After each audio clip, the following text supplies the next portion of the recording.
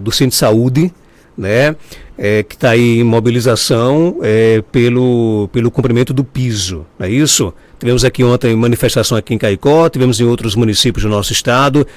José, como é que está essa questão? Já está já com queixas ou não? Né? Queria que você analisasse um pouco sobre isso aqui no nosso programa. Bom dia. Bom dia, Marcos. Bom dia, Geraldinho. Bom dia, rádio ouvintes do Panorama. Então, esse movimento ele foi deflagrado dia 27 numa Assembleia Estadual e com participação de todos os municípios do Rio Grande do Norte, onde nós optamos pela greve, mantendo 30% nas unidades de urgência e emergência. A lei da greve, ela diz que os trabalhadores em assembleia é quem resolve esse percentual. Mas, historicamente, todos os sindicatos do Brasil deixam 30% nas unidades de urgência e emergência para não impactar tanto, né? Então, a gente seguiu com esse primeiro dia de greve, ficou marcado para o dia 3. A greve seguiu em todo o estado, mas no domingo, ainda no plantão judiciário do domingo, nós fomos surpreendidos com o questionamento do governo e a proibição do governo Fátima Bezerra de que os atos públicos eles acontecessem, a greve em si acontecesse. Então, no próprio domingo, o Tribunal de Justiça proibiu a greve.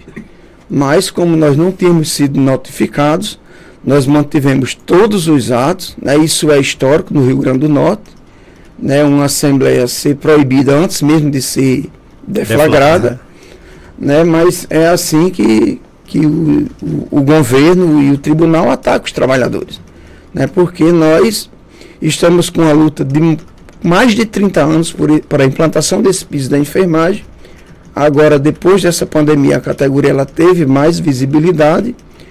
Portanto, a gente ainda não tem a lei aprovada, né, mas com muitos questionamentos.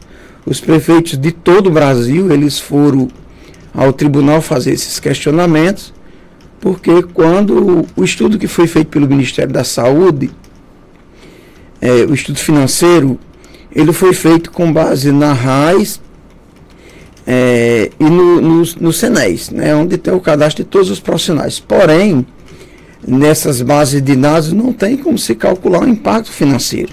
Então, até hoje a gente não sabe ao certo como foi que o Ministério da Saúde fez esse estudo e que liberou lá uma quantidade para cada município. E ficou a confusão, né? Uns com mais ou menos, outros quase nada. O governo chegou a um impacto de 11 bilhões, para esse ano 7, pouco bilhões, e isso era irrisório, né? Diante do montante que precisa, do aporte financeiro que precisa para garantir esse piso.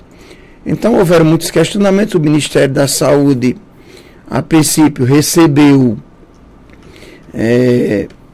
uma equipe da Paraíba questionando isso, resolveu abrir o sistema para fazer essas adequações. O sistema está aberto, todos os municípios vão botar lá o valor do piso e incidir todo o que o servidor já tem direito, os direitos, né, para ver de fato o impacto real que vai dar e o que é que o Ministério da Saúde vai ter que passar para cumprir esse piso. Porém, está em julgamento no Superior Tribunal Federal, né, numa tentativa de desmontar o plano, né, desmontar a lei do Piso Nacional da Enfermagem. Nós da categoria não aceitamos isso, né, a gente já tem bem claro, nós não vamos aceitar, e agora o governo vem com essa lorota de que não se pode fazer greve. Ora, existe uma lei de greve, por que é que a gente não pode fazer uma greve para buscar esse piso? Então, lá na sentença do juiz, ele diz mais ou menos que nós estamos muito apressados. São quase 30 anos de luta, né? E esse salário que nós vamos receber agora como enfermeiro técnico, auxiliar de enfermagem e parteira, ele não chega nem aos pés do que é o auxílio paletó e o auxílio moradia deles, separadamente. Então, existe dinheiro no país para isso, já tem as fontes elencadas para onde vai. E aqui no Rio Grande do Norte, apesar do movimento do Estado ter sido proibido, ontem nós fizemos uma assembleia em Natal, resolvemos por paralisar na rede estadual, mas segue nos municípios. Nós fizemos um grande ato público ontem em Currais Novos, integrado com os municípios. Hoje vai seguir nas cidades de Currais Novos, Jardim do Seridó, Tenente Laurentino, Florânia. Algumas cidades já estão com atos prontos, né, onde nós vamos visitar todas as unidades de saúde e deixando bem claro que só vai funcionar 30% onde tiver característica de urgência e emergência. Então mesmo com a determinação da Justiça, o movimento vai continuar? O movimento vai continuar porque ele não citou os municípios na decisão dele. Né? Apesar de ter sido tudo integrado, mas ele citou, como foi o Estado que entrou, ele só se referiu ao Estado. Agora, era essa a postura que vocês esperavam do governo do Estado? Nunca, a gente nunca esperava que o governo fizesse isso, ainda mais de proibir antes de começar. O governo, eles disseram lá na decisão que a gente não tem buscado negociação. Já se sentou muitas vezes, não tem resposta. A mesa SUS é uma mesa de enrolação, de fato. Então a gente não tem outra alternativa a não ser enfrentar com a greve. A população a gente sabe que é a mais penalizada, mas a gente tem consciência de que se a gente não fizer isso, a enfermagem que foi tida como herói, agora vai ser bandido. Agora vocês esperam, e se a Justiça arrochar mais ainda essa decisão, o que é que vocês pensam em fazer? Se a Justiça arrochar mais ainda, a gente vai, porque eles arbitram uma multa para o sindicato alta por dia. Né? Se eles arrochar, a gente vai chamar uma assembleia e decidir com a categoria os rumos da greve. Se a gente resolver, por algum motivo, paralisar, mas nós vamos tirar outras estratégias e vamos continuar incomodando o governo em todo o país. Enquanto o governo não atender o pleito de vocês? Enquanto o governo não atender, a gente vai estar mobilizado. Isso já é uma decisão da categoria do país. Agora, Joaquim, hoje inclusive eu trouxe aqui no nosso programa, queria que você explicasse mais um pouco sobre isso, né? Uma decisão aí do Supremo Tribunal Federal que fala justamente sobre essa questão do piso, né? Onde diz o seguinte, de que o piso da enfermagem deve ser pago se não houver acordo, é o que decide o STF, né? No setor privado, por exemplo, aliás, no setor público, né, o piso salarial da enfermagem deve ser pago aos trabalhadores do setor público pelos estados e municípios na medida dos repasses federais. E no setor privado, prevalece a exigência da negociação sindical coletiva como requisito obrigatório. Caso não haja acordo, o piso deve ser pago conforme fixado em lei. E isso diz respeito ao piso nacional e era o que vocês realmente esperavam, não? Não, isso aí é um dos absurdos, né? Isso aí são duas decisões absurdas.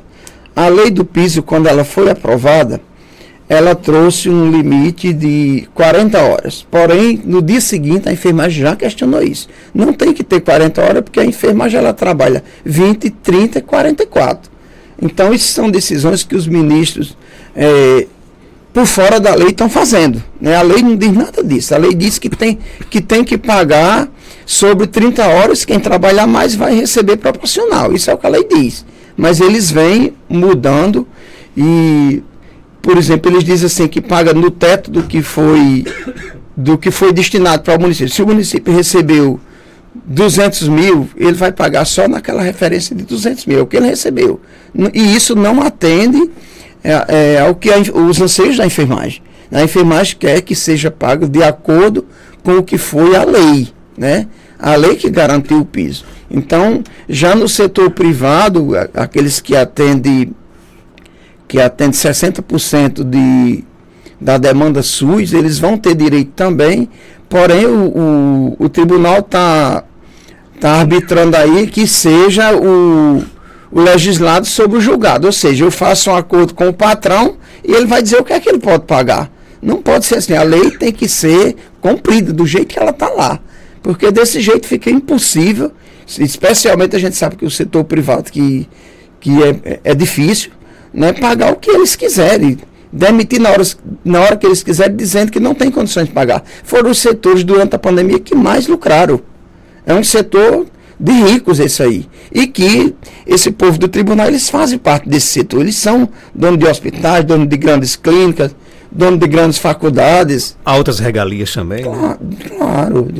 Isso tem muitos interesses por trás disso, né? Nós vamos ter aqui em Caicó hoje manifestação. Estou recebendo aqui informações de que hoje vai ter aqui em Caicó mobilização às 13 horas no mercado público, né? Isso, hoje vai ter uma mobilização ali às 13 horas, com concentração ali naquela praça do artesanato, por trás do mercado público, integrado Sindisaúde, Sinderne e o Sindserv.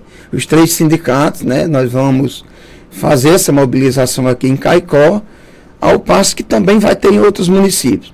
Agora, quem não tem interesse de pagar o piso a vocês, no caso? Quem não tem interesse, de fato, é o governo, porque você veja, durante toda essa discussão que está lá no ST, os governos, a gente engloba aí governo do Estado, governo federal, os municípios, e os municípios também.